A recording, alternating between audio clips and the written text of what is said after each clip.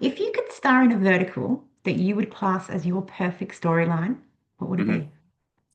I would really love to do a murder mystery a la Knives Mm. Out, a la Murder on the Orient Express, one of these recurring character even, the detective comes in, solves a case.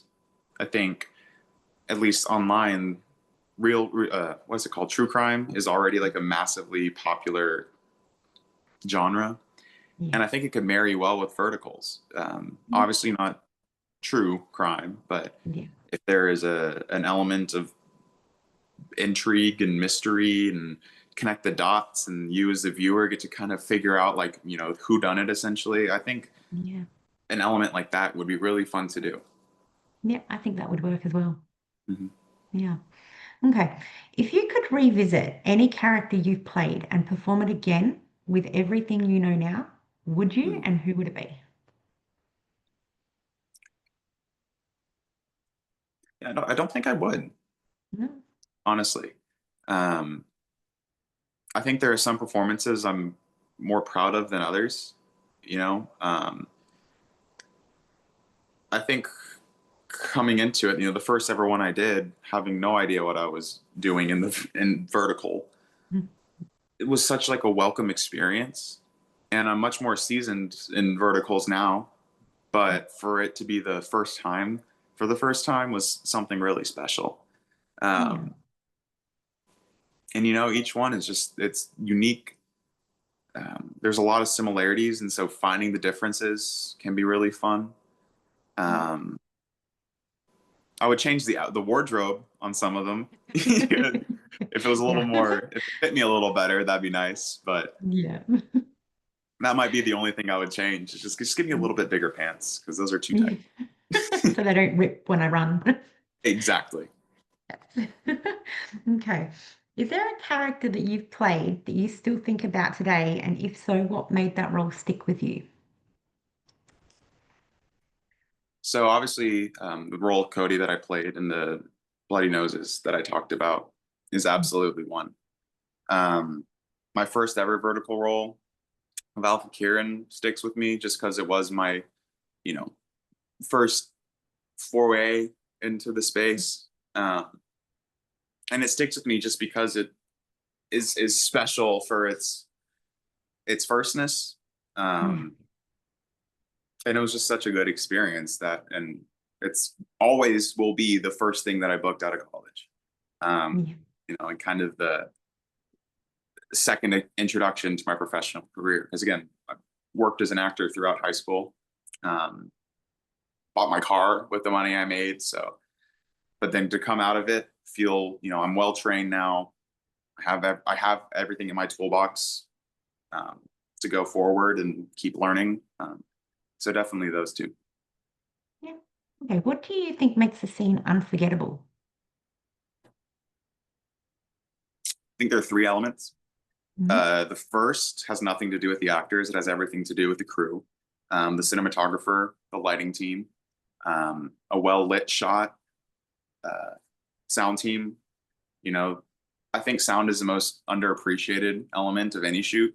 Verticals too, and it's hard for them for different reasons. I've just started a series on my TikTok where I talk about and do Q&As about verticals and kind of behind the scenes of what it takes to get it done. But sound is so hard on a vertical set because in the screen you see me in right now, the boom pole could be above me and you would never notice. It could be below me and you would never notice. It could even be over here and you would never notice. But in a vertical, when you kind of change the orientation, you can't fit it in above. You can't fit it in below. And oftentimes, because the way we shoot, left and right are going to be the other characters. So it Yeah. becomes very challenging. But when you have the technical elements all align, then it comes to us as the actors. And what makes a scene unforgettable from an acting standpoint is the connection you have with your scene partner. If you are acting for yourself and to yourself, it reads poorly. You Mm. have to take in the person standing across from you, even if they're in their, sweatshirt and holding a Starbucks cup of coffee because they're not on camera, but they're still there to read lines with you. That connection plays. Um, there is a difference. when you're reading lines, even if you're reading it off your phone or iPad, computer, whatever it is, it connects different than if you have the pen and paper, and you're reading written or printed words, because you know we never dream of screens. We dream of books. We dream of visuals. Never in my life, at least, have I ever dreamt about using my phone. Mm. And maybe people have, but just the human connection and the synapses that fire when you are really focusing on someone else brings so much life into it. And then the third element is the writing. Um, there are scenes that are unforgettable that have no writing. There are scenes that are unforgettable that are just pure dialogue. But when the writer creates a moment that can kind of align those three stars, I mean, that's when special things can happen. Because you can have really, really great acting, but if you can't see it and you can't hear it, no one cares. You can have really, really great visuals, but if, the actor isn't connecting, if I'm not connecting with the piece, if me and my co-star just had a fight and we don't really want to be in the same space as each other, you can feel that. And so it's going to be ruined. And then if, the writing isn't translating well to the visuals, to the acting, there's going to be a disconnect. If the material is really, really well written, but then it's not given the treatment it deserves, it will fall flat. So, it really just shows that actors get a lot of the attention because we're the ones on the screen, but we're just another cog in the machine, honestly. Mm. We're no more important than anyone else. Yeah. Yeah, no, look, it takes the entire team. Like It does. every single person has a role to play, and Mhm. every single role is important. You take one of them out, it all goes to chaos. Yeah. Now, to be fair, we are the only ones that matters if we get sunburned. Everyone else Yeah. can get sunburned. You're okay. If we get sunburned, that scene's going to look really different. Yeah. Very, very true. Oh gosh. Okay, how do you make similar roles feel unique? Great question. It all comes down to I was talking before about you can't figure it out on the day. You have to do the work beforehand. That comes to the work beforehand. If you're playing a CEO named Noah again and again, which I think I've been Noah 4 or 5 different times. How do you make them each unique? Well, the stories are going to be slightly different sometimes. There are a lot of times there will be elements that are very similar. But for me, it'll be like, okay, well, maybe this Noah, right, is cocky. Maybe this Noah is a little more reserved. Maybe he still has those forceful elements because, especially with verticals, they all want it to be characters of the same sort of 3 or 4 adjectives or descriptors. Um, and so then that becomes kind of the creative game. And sorry, another lesson that I learned from USC is that restraint breeds creativity. Or sorry, restriction, not restraint, restrictions. So, and that's something Verticals does really great, is there are very, very set restrictions. You know, as the leading guy, you have to be cold, you have to be stern, you have to have what I call your vertical face. I do it with my friends all the time. I'll be like, yeah, so I'll be on set, and then all of a sudden I'll just go, and then it's like, okay, cool, Yeah. that's half the Vertical characters. face. Yeah, you just kind of breathe it in, and then it's completely different. But you find your humor. Yeah. Where does this character make a joke? Does this character make jokes? Find things that you bring to the character that maybe aren't found in the script. That kind of let that life feel a little different. And they will feel similar, but humans feel similar, you know? Yeah. Uh, as much of a unique butterfly snowflake that I am, there's a lot of people who are very similar to me. And there's fun in finding those similarities. And that brings empathy. So, it's kind of a fun game of how can I make it different? It becomes a challenge that allows you to have some creativity. Yeah. Has the directors and things been okay with your creative choices to make those things different? Yeah, and again, it's all like you said, it's all a team aspect. So I'll Mm. bring in some ideas, and if the director doesn't think that it's right for their vision, then it's on you to change. The director is a relationship with the actor. The director and actor relationship is one of trust. You know, you, the actor, have to trust that director is doing things in your best interest and in the best interest of the production. Um, of the show. If you ever think, oh, this actor like or this director is just saying these things, he doesn't really care about me, then that needs to be addressed because Mm, the job of the director is to have a vision of how things go and get the actors to enthusiastically partake in that vision. And within that conversation, there are various methods that are studied by directors to achieve that. A lot of the times, when a director is giving you a note, they know in their head exactly how they want it to sound, how they want it to be. And they're playing mental gymnastics of saying, okay, how do I get this actor, who is an actor, and actors are actors, how do I get this actor to do that without telling them to do that? Because if an actor, or sorry, if a director tells me, hey, I want you to shout this line, I'll shout it. But the idea for the shout won't have come from me, and that will read. But if instead the director comes, hey, I really feel like the character has this whole thing building up, and maybe in this scene is kind of where it all comes to a head. I mean, do you see that? Like, where do you think in this dialogue your character has had enough? Do you think that this is in the scene? And then the actor will go, well, yeah, no, I think it's true because like they've been going through all these changes, and so what if I like yelled this line? And the director's like, mm, let's give that a try. I like that, yeah. and so that's kind of the cat and mouse game of the actor and the director. Is the Mm, director knows what they want, but the really good directors won't say, hey, say it like this, because then mm, that takes the creative agency away from the actor and it's going to fall a little bit flat. Now, sometimes I'll mm, ask for a line reading, if it's like yeah. a small scene and I'm like, do you want this line to be direct? Do you want it to be, and they'll be like, make it direct, emphasize this word. I'm like, cool. But for some more emotional scenes, some bigger scenes, that cat and mouse games can really help actors sort of bring the performance out of themselves rather than trying to put something on. Mm. Oh, that makes sense. That makes sense. All right. Um, is there anything you want anybody to know about you or your work?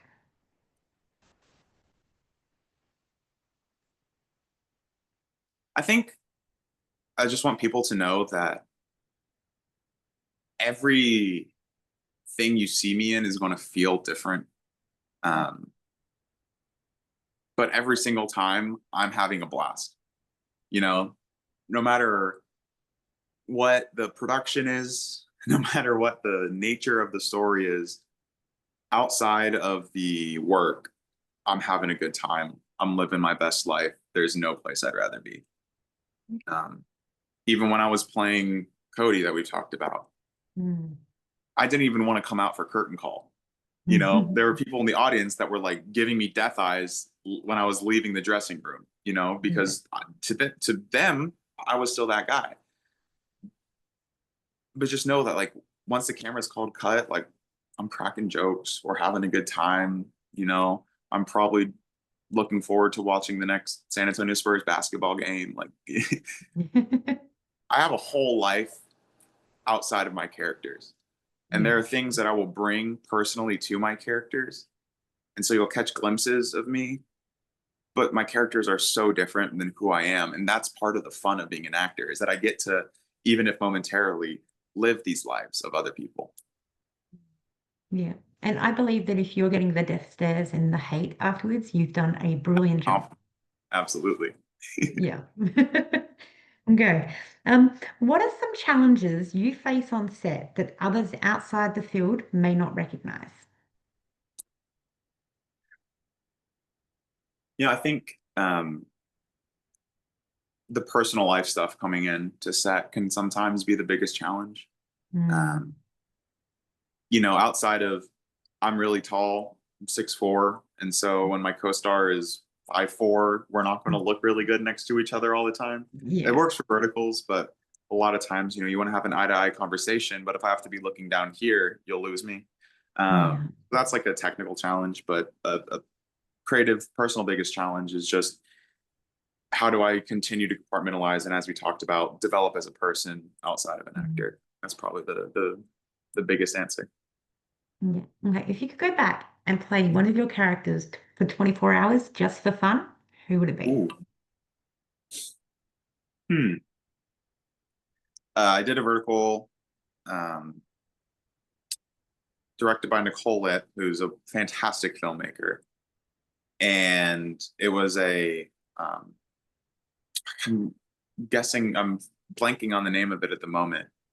I'll have to find it, but he was a character who went off, became successful, and kind of came back to his hometown. And his parents were still poor. He was seeing them again for the first time, had just found them. And he went back through this whole arc of everyone from his old life coming back in and kind of disparaging in him until he comes out and has the money. And I feel like living at Sim for 24 hours would be funny, just because that vertical was really a tableau of scenes that were all very similar. Of like, someone calls me poor, I'm like, are you sure about that? And then Mm, flex, and it was just fun. And so if I could just for 24 hours, pull up to every shop and buy the whole store, yeah.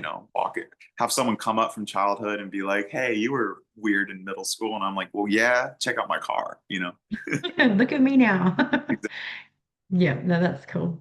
All right. Okay, what's more challenging for you? Delivering subtle emotion in a quiet scene or sustaining high energy during action and dramatic scenes?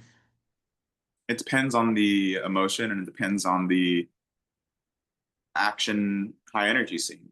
um, Mm, Every actor loves when you get the quiet scenes because you really feel like you can act. You can get deep and squinty. And every actor likes the high action scenes when you get to look like a badass. And so they each present their own unique challenges. I am much more inclined to the quiet acty scenes, simply because of my training. Um, there are some guys who I've worked with on verticals who are full on stunt magicians and have done martial arts training and all that jazz. When it's a sports scene that's high energy, I love it because I'm mm, competitive. I played basketball, baseball, football growing up, American football. Um, and so doing like sports scenes in film, I love that because like I'm good. And so it's easy to look good on camera. yeah. Um, and again, they each present their own challenges. I wouldn't say one is more tricky than another. Mm, It depends on the actor too, but yeah. Yeah. Most of the time I get the answer, like the high dramatic ones because it uses a lot more energy. yeah, totally. And energy is absolutely an issue. And when you're on like take 7 of yelling for your life, you're like, okay, like my voice is sore. I got to drink some tea after this, and that's just part of the technical craft that Yeah. is fun sometimes. Like, good. All right. How do you stay authentic and present on set with all the distractions like camera, crew, and time pressure? So I love the camera crew. And part of what keeps me grounded on set is I just ask questions. I talk to them. I ask them about like how do they get the shot that they get? Um, that helps me stay grounded as a person. It also helps me, not get a big head because everyone's Mm, looking out for the actors, and so it's really easy to be like, I'm hot shit. But if you just make conversation with people, then you feel a lot more collaborative. yeah. But then that also does a secondary effect where it makes me feel a lot safer, in those intimate moments, in those, really vulnerable moments that I have to do. Um, and so that makes me feel safe in, kind of letting my walls down and then being grounded and present and focused as an actor. Um, Coming into it, there's a lot of pre-work yoga, meditation, voice work that I do that kind of keeps me emotionally regulated to the point where I can, um, have a tearful scene and then Mm, 30 minutes later have a laughing scene. yeah. And then again, it's once it's cut, let it go. Breathe Yeah. in, be present, focus on your actor sitting across from you, do your scene, find your moments, and then let it go. And that's an important part.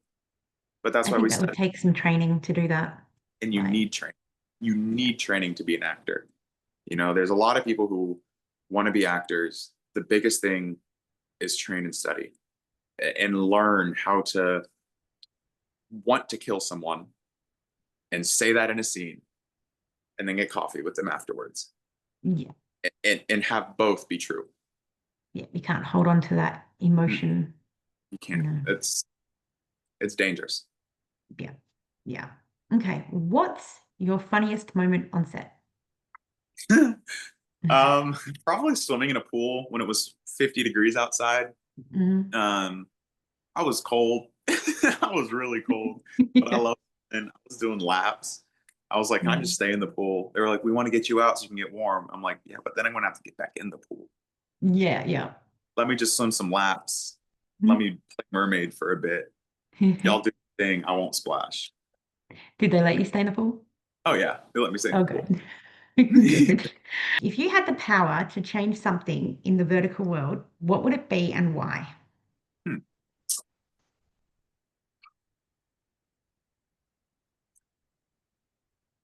I'll give two answers to this. The first is a selfish one. I wish I could be funnier. Yeah. Yeah. I wish that I wish I could play maybe even like a one of the supporting male characters because they get to have some fun lines and have a Yeah. little bit more levity in their performance. But I would love it if a CEO was also a little goofy guy, but that's purely selfish. Um, on a macro scale, I would love it if there was some more um, women in power within Yeah. that. That would be a fun world to play in. Um,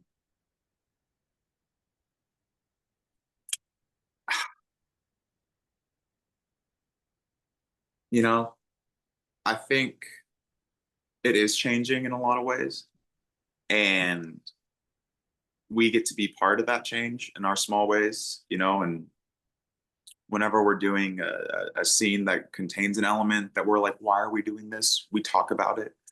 We've changed it in the past. I've been on sets where like, this makes no sense. They're supposed to be in love. Why would she ever want to be with him if this happens? So let's do this.